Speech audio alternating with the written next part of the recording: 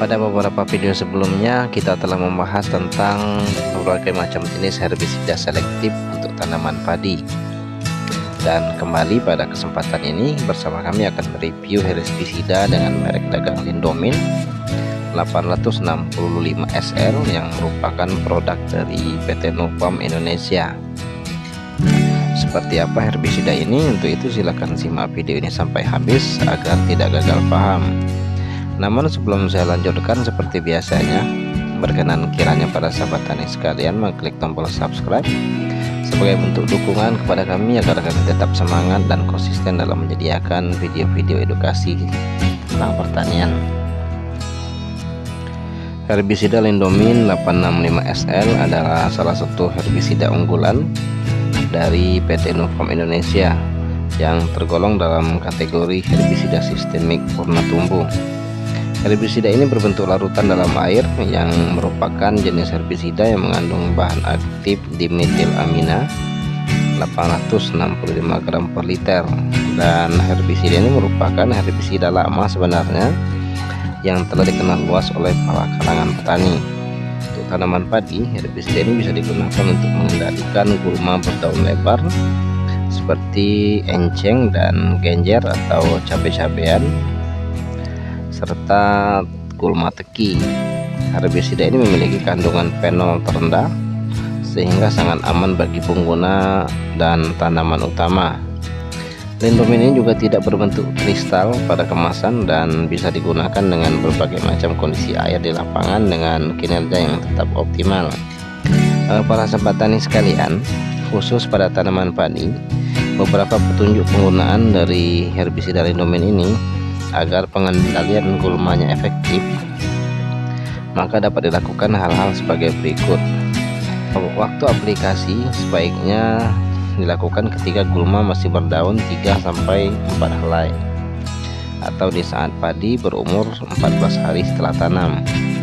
Saat aplikasi, lahan dalam keadaan macak-macak atau kering lembab, dan setelah 1 hari aplikasi sebaiknya lahan digenangi selama 2-3 hari supaya gulma cepat membusuk. Dan saat aplikasi lebih bagus menggunakan nozzle kipas agar penyemprotan lebih merata. Dosis anjurannya yaitu 500 ml sampai dengan 1 liter per hektar, atau dosis untuk satu tangkinya yaitu 1 tutup botol kemasan Lindomin ini sendiri.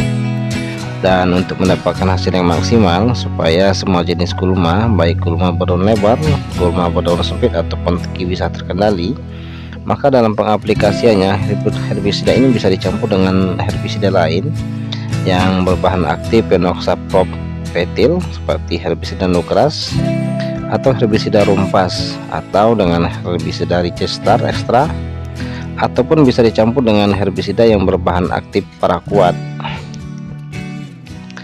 Para sahabat tani sekalian, adapun keunggulan daripada herbisida Lindomin ini yaitu efektif dalam pengendalian gulma berdaun lebar, dapat dicampur dengan herbisida lain seperti Glyphosat, paraquat untuk meningkatkan pengendalian pada gulma-gulma yang lain, memiliki kandungan fenol atau zat berbahaya terendah di dunia. Standar kandungan fenol menurut FAO adalah maksimum 3 gram per kilogram. Sementara pada Lindomin hanya 0,1 gram per kilogram, sehingga relatif aman terhadap penyemprot kan selaku aplikator, karena pada manusia fenol dapat merusak kulit, paru-paru, bahkan ginjal. Tidak merusak tanaman pokok bila penyemprotan sesuai dengan aturan dan anjuran. Relatif aman untuk aplikator dan tidak mengganggu tanaman utama. Bekerja secara sistemik dan mengendalikan gulma sampai dengan ke akar-akarnya. Namun di samping memiliki keuntungan, herbisida ini juga memiliki kekurangan. Apabila diaplikasikan pada lahan sawah, maka akan sedikit mengganggu tanaman utama yaitu padi. Pada awal pengaplikasian, padi akan mengalami sedikit warna kekuningan dan bersifat kaku. Namun hal ini hanya sementara, karena setelah 3-4 hari akan kembali normal dan segar kembali. Dan juga biasanya kekurangan herbisida ini juga dalam mematikan gulma sasaran dalam waktu yang cukup lama. Para sahabat tani sekalian, demikian review singkat mengenai herbisida dengan merek dagang Lindomin 865 SL.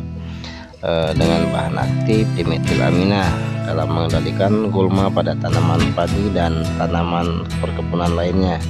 Semoga video singkat ini dapat menambah wawasan dan pengetahuan bagi kita semua dalam melakukan budidaya tanaman padi, serta dapat menjadi referensi dalam memilih obat-obatan dalam pengendalian gulma sasaran. Dan untuk aplikasi langsung dalam mengendalikan gulma sasaran maka akan kami kemas pada video selanjutnya. Dan apabila masih ada hal-hal yang perlu didiskusikan, kita sharing pada kolom komentar.